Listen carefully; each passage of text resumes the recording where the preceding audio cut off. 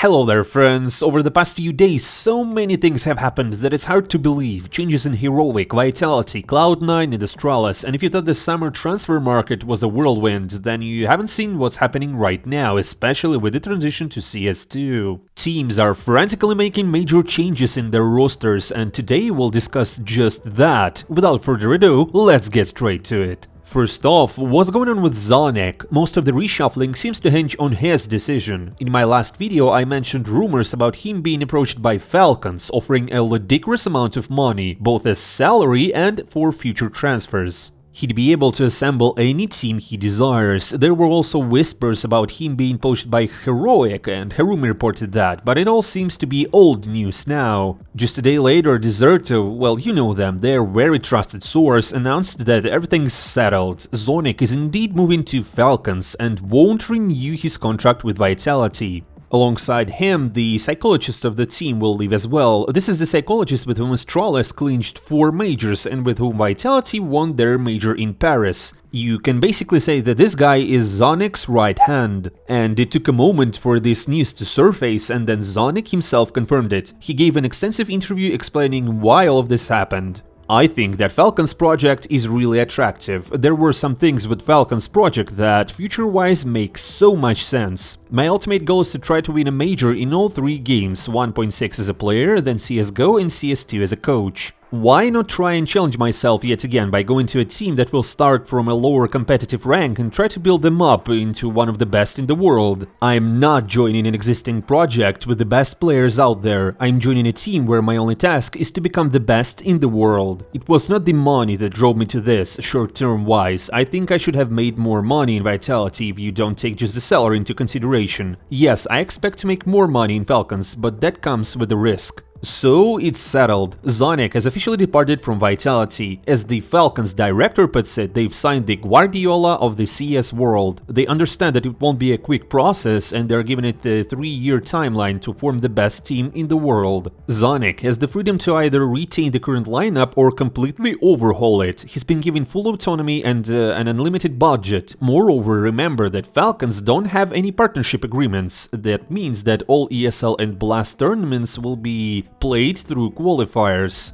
This will only change in 2025, so the initial stages will be quite challenging. Regarding Vitality, Zonic said he's not worried about the team's future. They have Matt, the assistant coach, who's been absorbing everything like a sponge and will manage. There was an option to complete the season with the current lineup, but both parties decided to part ways immediately. The players found out about the coach's departure at EPL and they had a long discussion. Everyone was emotional, shedding tears, but they handled it with utmost grace. According to Zonic, it was a very beautiful goodbye. However, there seems to have been a conflict with Vitality's management. Zonic was prepared to complete the year and see out his contract, but he was asked to leave. Major changes are looming, Vitality needs a new coach, and Zonic is set to build his dream team. The most intriguing part, the major qualifiers start on January 8th, which means Falcons will just have 3 months to prepare. They'll be moving quickly to form their new roster and are willing to pay any amount necessary. With this news, the pro scene seems to be in an upheaval. The rumors are so wild it's hard to believe. Let's break it down step by step. First off, Liquid has finally removed Rainwaker from the team. He will officially be replaced by Daps in the upcoming Blast Showdown. The announcement said that the team hadn't lived up to expectations, needed reinforcement, and were exploring new options. The player himself confirmed that he wouldn't be returning to Liquid. It's an odd decision right in the middle of the season. There's chatter this is due to match fixing. As you might recall, Rainwaker's former team, 500, didn't have the best reputation. He even once played with the infamous Bubble. Remember, their team, Victory Zigzag, was recently banned from Blast for 3-2.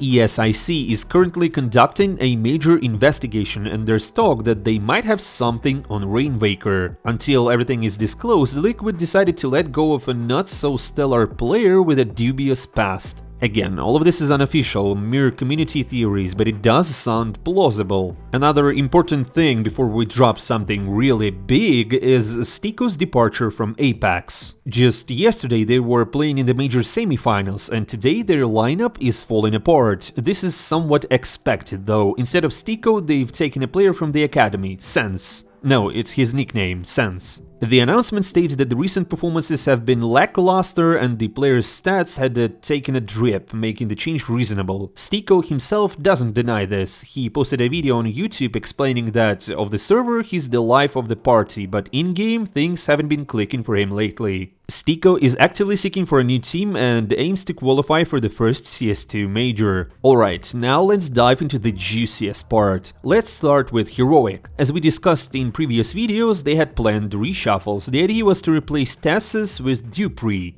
At least that's what the insiders were strongly suggesting, but then, out of the blue, news broke that no one saw coming. Overdrive reported yesterday that something significant was brewing, hinting at potential internal conflicts and that either CADIAN or Stavn might be let go. Surprisingly, even the stalwart seems to be on shaky ground. Shortly after, an inside scoop from Kurumi surfaced, stating that Heroic has decided to part ways with CADIAN while retaining Tassus. This news left me so stunned that I almost forgot how to breathe, but then just 15 minutes later an official announcement confirmed it. CADIAN was leaving Heroic. What the hell? The main leader, the man who built this team, the captain and the heart of the lineup, he's leaving Heroic, and that's all. I'll never forget how he cried after a LAN victory in front of their home crowd. I have immense respect for the guy, so this was a complete shock to me, especially since there weren't even rumors about it until 10 minutes before the official announcement.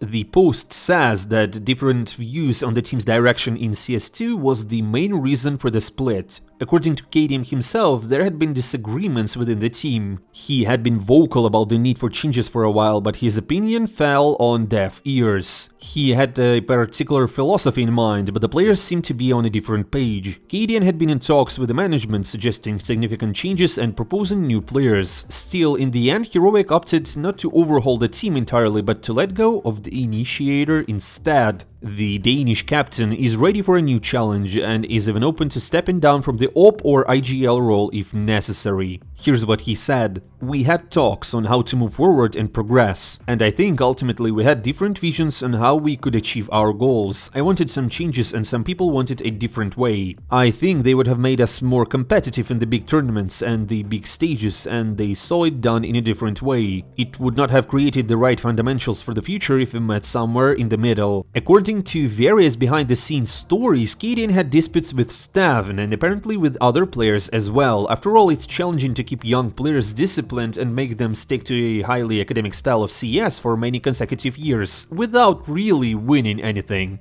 I remember how they lost to Gamer Legion in the semifinals of the last major simply because they were afraid to make a mistake. No peeks without flashes, no pushes through smokes. If someone even made a slight error, CADIAN would immediately chastise them. There was this recent instance when Heroic won a map in overtimes, and instead of celebrating, CADIAN was just pushing Thesis for a flashbang mistake. It seems that this approach ceased to be effective, and as soon as CADIAN lost his authority, the team began to crumble. This is probably the most unexpected roster change that could have occurred. As Thorin wrote, Heroic shot themselves in the foot when they kicked CADIAN. It'll be remembered as the darkest day in their history. Well, as for the player himself, I'm confident there is a lineup of teams eager to have him. At first, everyone was talking about Zonic recruiting him, suggesting that's why he left. However, Overdrive has different inside information.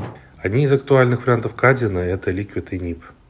And speaking of NIP, something really big is brewing there too. They're supposed to be dropping Brawlon, but apparently that's not all. As Fear wrote, Hampus might also leave the team, and in their place Glaive and Dupree might come. By the way, NIP themselves are baiting on their Twitter and retweeting the Dupree emoji. In short, nothing is clear yet, but something very significant is happening right now. There are also major reshuffles in Astralis. Most likely Stair and Borup will be removed, and question remains about the rest. Overdrive suggests that CADIAN could be taken as the new captain in Astralis. Jonas confirms this as well. He writes that Blamef will switch to Rifler and CADIAN will become the new IGL. But the most interesting part is another thing. The Danes might undergo a complete overhaul with only Blamef remaining from the old lineup. Yes, even Device won't be there. Rumor has it that Zonic has already brought him to Falcons, and the Sheiks will pay more than $2 million for him. Honestly, I'm just in shock with what's happening right now. I thought the summer had crazy reshuffles, but what's happening before CS2 is some next level stuff.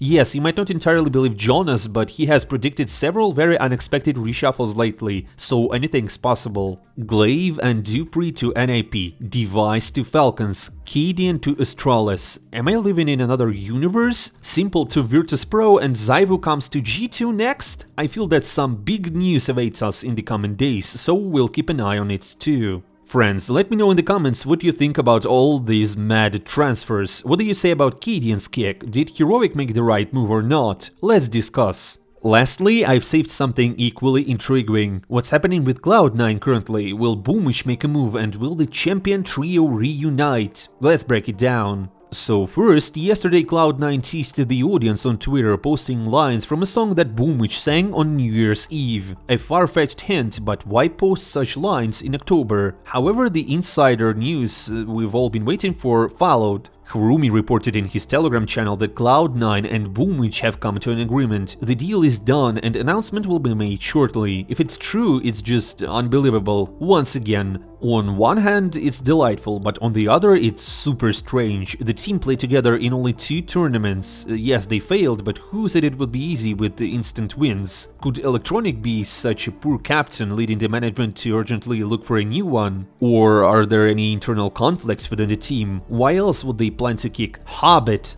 In reality, there are more questions than answers. Why is everything happening so quickly? Why weren't the guys given more time? We haven't even seen one of their matches in CS2. Maybe the lineup would have reached its peak and instantly won a major, who knows? And no one will never know now. So all that's left is just to wait for the official announcements, because until I see it, I won't believe it. Electronic, Perfecto and Boombl4 together again. Who could have imagined? As some analytical websites state, the deal could have ranged from $500,000 to $1 million. That's because Boombl4 plays for a team backed by a betting company with a lot of money, and they surely wouldn't have let him go for cheap. They didn't even sell Deco to top teams, and now they're talking about their captain. Maybe Boombl4 insisted on the move, leaving the organization with no choice. Meanwhile, pro players are already congratulating Cloud9 on such a deal. Here's what Dexter writes. Cloud9 will be feeling better with Boombl4 on board, but it's still unclear what's currently going wrong. That's just my perspective, but I'm happy for Kirill. I think he deserves his chance to return to a top-tier team. By the way, their coaches also have good chemistry. Hooch, Boombl4's current coach, has been hanging out with Groove, Cloud9's coach. Maybe they should take this duo together, you know, like a coach plus captain goes cheaper for 2? And it's unclear what's in the store for Hobbit. Just 2 months ago he said there were issues with Nifani, and now he's left out. As Overdrive puts it, it was predictable that Hobbit would be sidelined. If Boombl4's transfer to Cloud9 indeed happens, then the old idea certainly won't work, as Kirill sees the game differently. In this scenario, Groove will have to readjust the style. Based on what the team showed at ESL Pro League Season 18, Cloud9 lacks structure despite having top-tier players. It's as if the team isn't playing according to the current meta at all. Tactics and gameplay are the sore points. All of this will have to be reworked, especially if Boombl4 joins. Regarding Hobbit, it all turned out predictably. No matter how strong the roster is, there will always be someone left out. Even if a superstar replaces him, there will be always someone to point fingers at. End of quote. We just have to wait for all of this to become official. What do you think about this transfer, guys? Do you think Cloud9 made a hasty decision and ruined their lineup prematurely? Or is everything perfectly timed? Let us know in the comments. And today we will watch their journey at the Blast Showdown, where they will compete for the only slot in the Blast Finals. If you lose, you're out immediately. Thank you for watching, subscribe to the channel to stay updated on all the upcoming reshuffles in the pro scene of CS2. I'm not saying goodbye for a long time, see you soon.